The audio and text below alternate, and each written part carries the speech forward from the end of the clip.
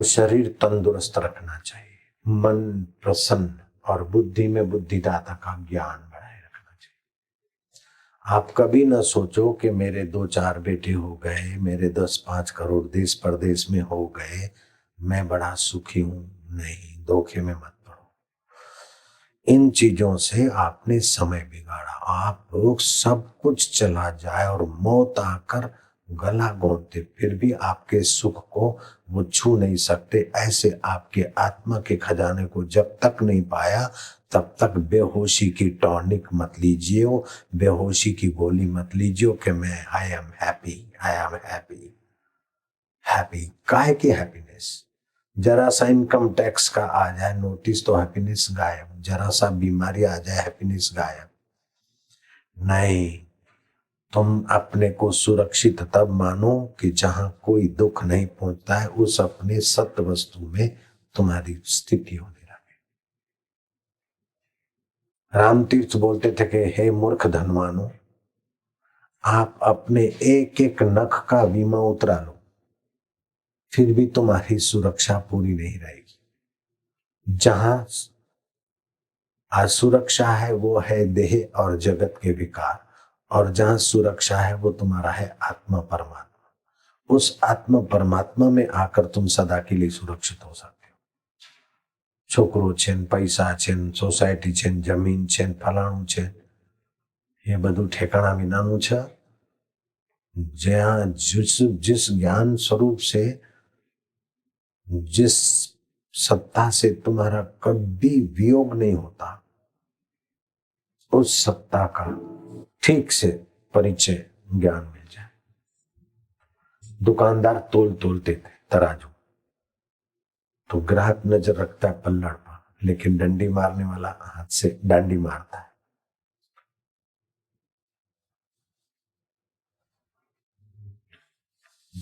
आप समझते पहले के हाथ के तराजू थे ना, तो डांडी मार। तो बेटे ने कहा बाप को, बाप ने कहा बेटे को, बेटा ये दुकान वाला ऐसा है कि तोलने में डंडी मारता है, डंडी। छोकरे ने कहा मैं देख लूंगा। हिम्मत वाला था, बड़ा डंडा उठाया। बोले क्या करता है? बोले वो डंडी मारेगा तो मैं डंडा मारूंगा। बेटा डंडी कौन सी? बोले कोई भी डंडी मारेगा मेरे को तो मैं उसको डंडा मारूंगा। ओहो, अभी समझ का उपयोग कर बेटा। डंडी तराजू की है और वहां तू अपनी बुद्धि का उपयोग करेगा तो वो डंडी नहीं मारेगा। तो अगर ठीक से देखेगा गौर से तो फिर वो डंडी नहीं मारेगा, कम नहीं तोलेगा। इस डंडे से डंडी बंद नहीं होगी, समझ की किरण से, प्रकाश से डंडी से बचेगा। ऐसे ही काल डंडियां मारता है, काम डंडी मारता है, क्रोध डंडी मारता है, लोभ डंडी मारता है, मोह डंडी मारती, चिंताएं डंडी मारती है और तुम्हारे जीवन के सत्व को हर लेती। आपकी नजरिया रहे प्रकाश ज्ञान। इसी बात को शास्त्रों ने कहा, अस्तो मां सद्गमया। असत्य शरीर और सुविधाओं की आसक्ति से बचकर हम सत्य की तरफ जाए।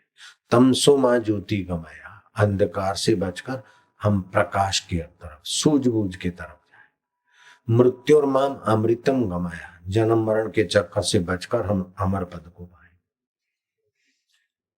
तो ये अमर पद पाने का काम कठिन नहीं है, लेकिन जिनको कठिन नहीं लगता, ऐसे महापुरुषों का मिलना कठिन है, और उस परमात्मा में, उस अमर पद में रुचि होना पापी व्यक्ति के लिए कठिन है, धर्मात्मा को कठिन नहीं लगे। तुलसीदास ने कहा, तुलसी पूर्व के पाप से हरि चर्चा न सुहाए।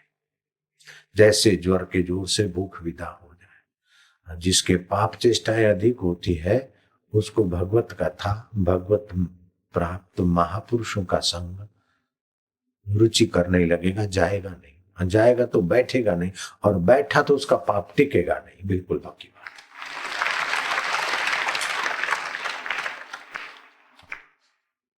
तुलसीदास ने कहा, पापवंत कर सहज स्वभाव, राम कथा ते भाव न काओ।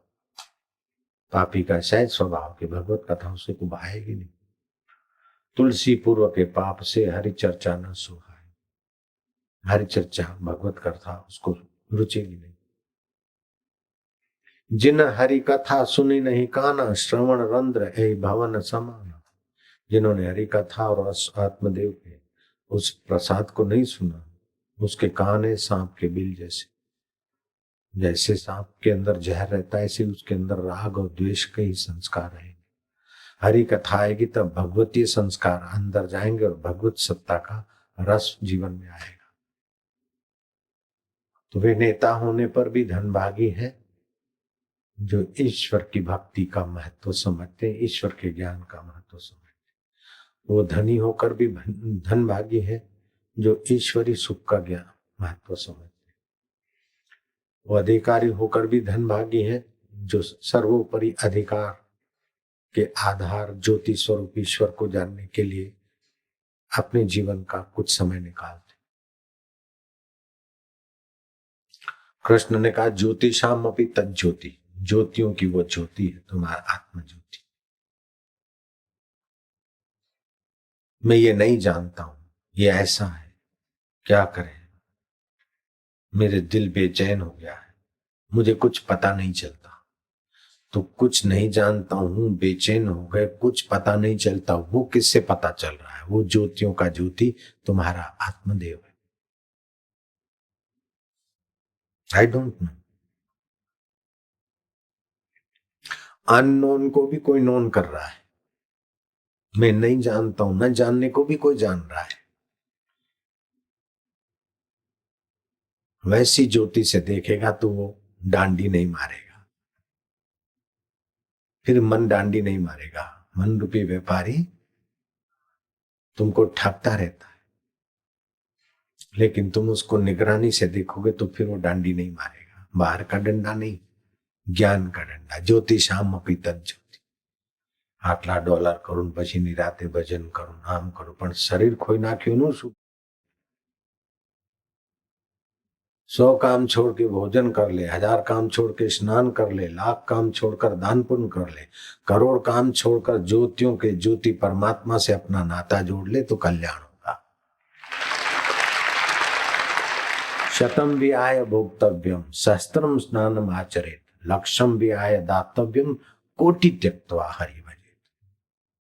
करोड़ काम छोड़कर भी।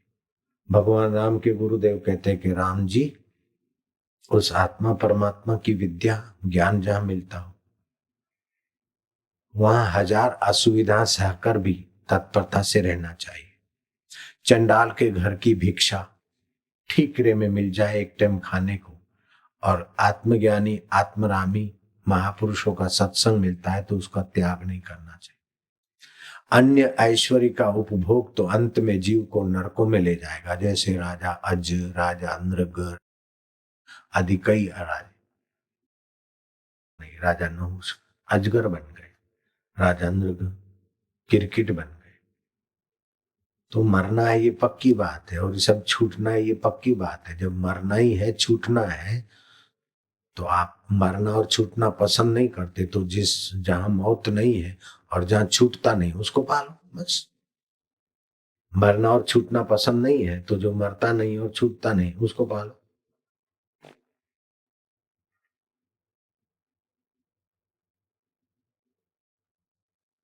ओम शांति।